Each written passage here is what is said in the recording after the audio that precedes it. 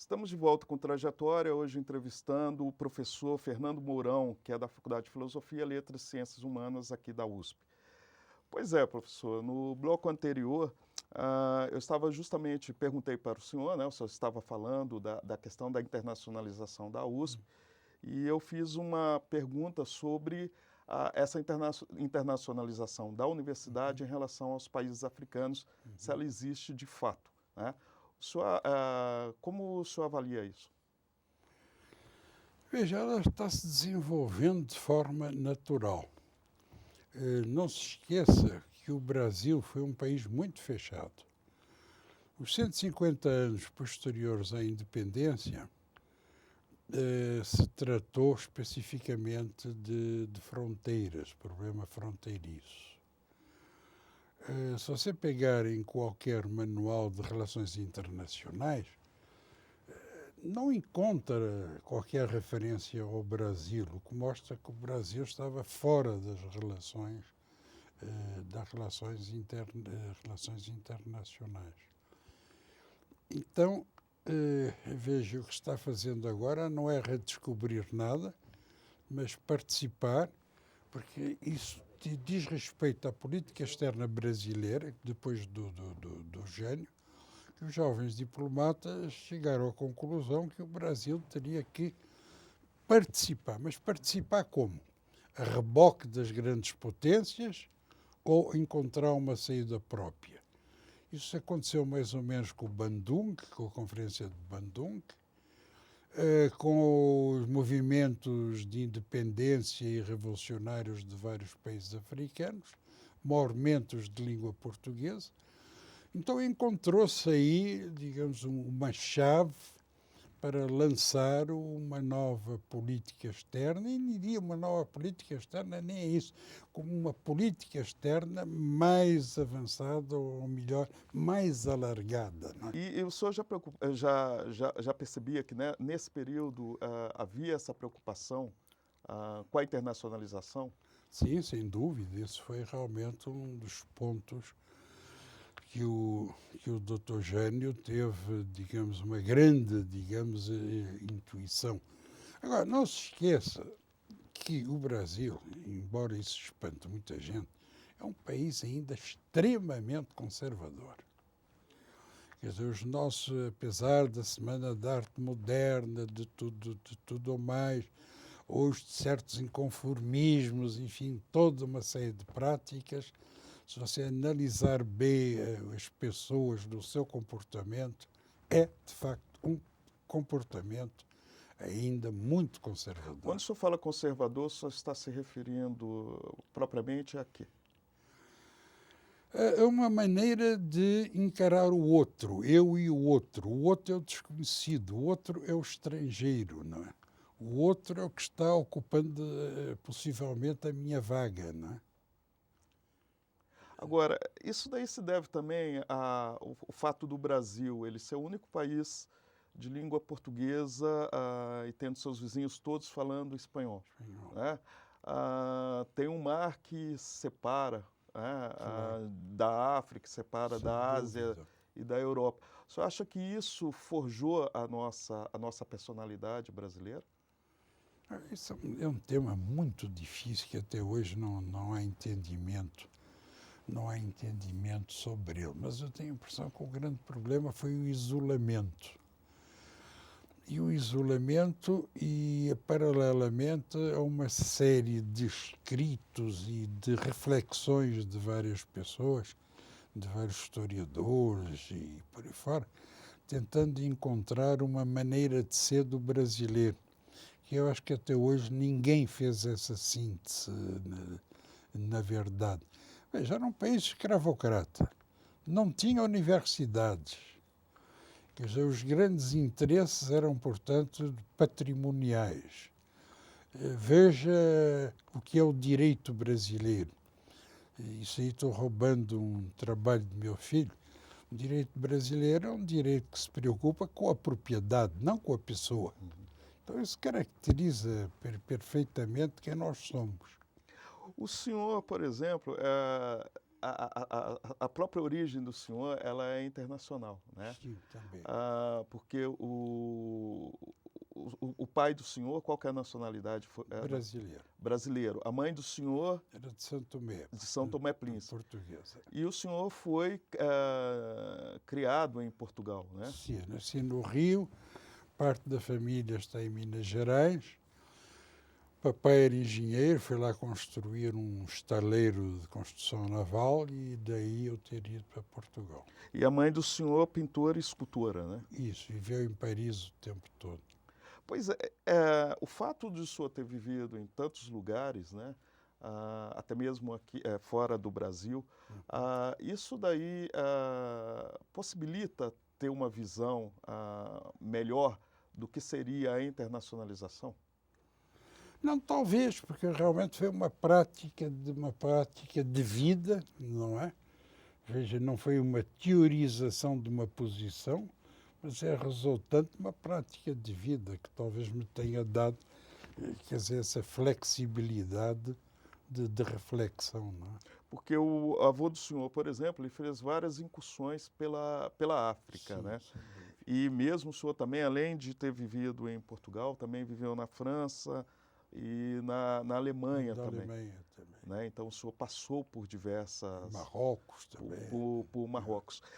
E nos anos 90, o senhor chega a escrever um artigo fazendo talvez aquilo que seria... Chega a escrever vários artigos falando da necessidade do Brasil se internacionalizar e dizendo que essa realidade brasileira, que o senhor colocou há pouco, né, dizendo esse isolamento do Brasil, ela tenderia a mudar na contemporaneidade, né? O senhor acha que o Brasil, de fato, mudou agora, nesse século XXI? Está mudando, está iniciando essa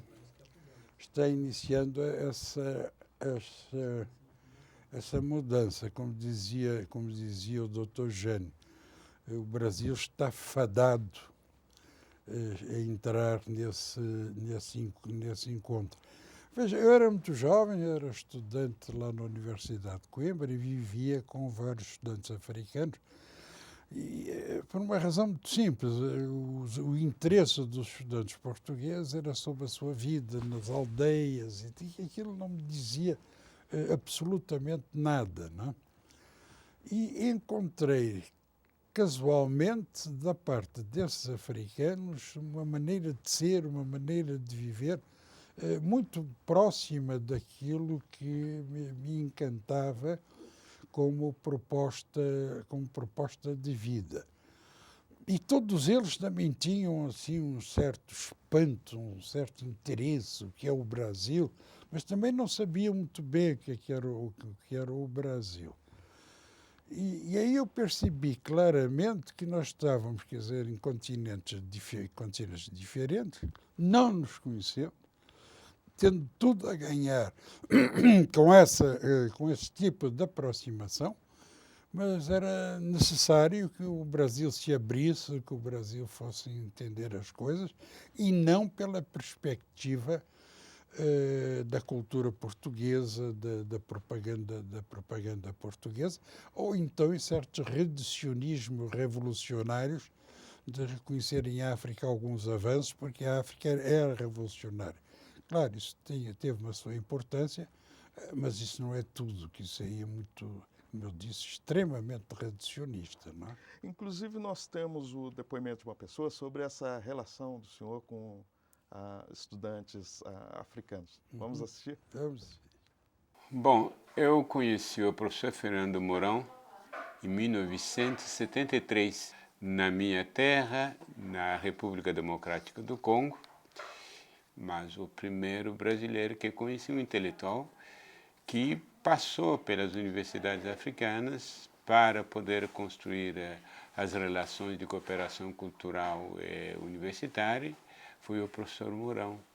E por acaso, conversando com ele, com as minhas dificuldades de concluir meu doutorado, que havia começado na Europa, na Universidade de Louvain, ele diz: olha, estamos estabelecendo relações de cooperações entre a USP e você poderia fazer seu doutorado na Universidade de São Paulo. O professor Mourão foi meu professor também, me deu aula de Sociologia da África Negra, Aliás, acho que fui um dos primeiros intelectuais que me ajudou a fazer o que nós chamamos hoje a ruptura epistemológica, c'est-à-dire a quebrar um pouquinho, a abandonar aqueles conceitos herdados da ciência ocidental que carregavam ideologias, visões de mundos e uma certa visão da inferiorização da África. Me lembro uma vez, um do meu texto, ele leu que eu estava falando de tribos africanas. Eu falei, não, isso aqui está completamente errado. Não existe tribos africanas. O conceito de tribo é carregado de ideologia. Podemos, no mínimo, falar de etnias africanas que, na realidade, eram nações, não no conceito, na visão ocidental da nação, mas eram nações e não necessariamente tribos. Pois é, nós tivemos aí a fala do professor Kabengele Munanga, né, que é do Departamento de Antropologia. E ele chega a mencionar que o senhor foi professor dele, né, e que muda muito epistemologicamente o conceito que se tinha a respeito dos países africanos. Como é que o senhor avalia isso? Veja, lá está, é o tal resultado de uma prática de vida. E voltamos aí atrás. Nesse período que eu estive em Coimbra, eu vivia numa casa que eram 40 estudantes. Eu era o único não africano. O senhor fazia direito, né? Fazia direito. Eu era o único não africano. E acabei por aprender a escovar a língua, enfim, uma série de coisas. E quando eles falavam no branco, às tantas, eu também, o branco, não?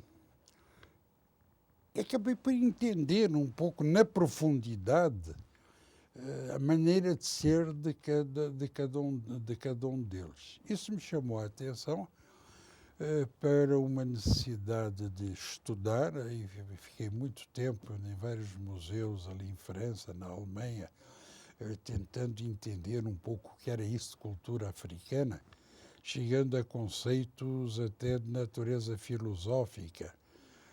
Qual era a ideia de ação, quer dizer, para o africano. Eu nunca tive de jeito para desenhar, mas ainda tenho centenas de esquiços ainda em minha casa que eu consegui salvar desse período para tentar entender, bom, vamos sistematizar esse pensamento que eu percebi que era diferente do nosso. Então não foi uma questão de leitura, foi uma questão de prática de vida e de ter convivido profundamente com um determinado grupo. Isso é que me deu essa vantagem de ver as coisas com mais facilidade, talvez. Inclusive, o senhor conviveu com revolucionários, né, como Agostinho Neto e outros, né, que reelaboraram a história da África que a gente conhece na atualidade. Mas antes de o senhor falar sobre isso, nós vamos para um breve intervalo. O Trajetória volta em instantes.